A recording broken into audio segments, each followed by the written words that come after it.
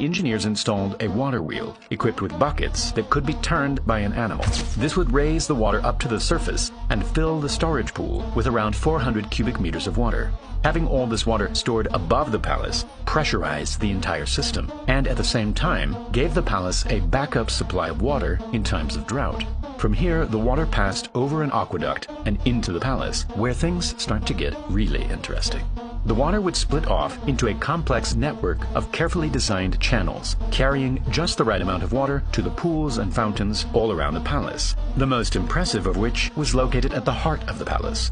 Built in the 14th century, it featured 12 lions that each shot out a jet of water to show what time of day it was. In a controlled sequence, the lions would activate hour by hour until all of them were spouting out water by midday. The system would then reset itself and the process would start again. But how was this possible with medieval technology? In order for the Alhambra central fountain to tell the time, the engineers came up with a very clever but simple design. The large bowl in the center of the fountain had 12 holes placed at very specific heights, each leading to a lion via a series of internal pipes. A central pipe would fill the bowl at a slow and constant rate, causing the water level to rise and activate the lions one by one.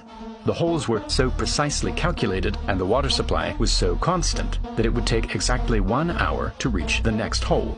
After 12 hours, the bowl would be full of water, and a clever siphon inside the bowl would reset the system naturally. As the water inside the bowl started to rise, so did the water in the siphon. Once it reached the top of the siphon, it would curve and start falling down the drainage pipe. At this point, a seal was created and no air could get in to replace the falling water. This activated the siphon, and the surface tension of the falling water would hold the rest of the water with it. In a matter of seconds, the bowl would drain completely and the process would start again. The water from the lions would exit via 4 shallow channels in the ground and continue on throughout the palace, eventually reaching another engineering marvel, the thermal baths.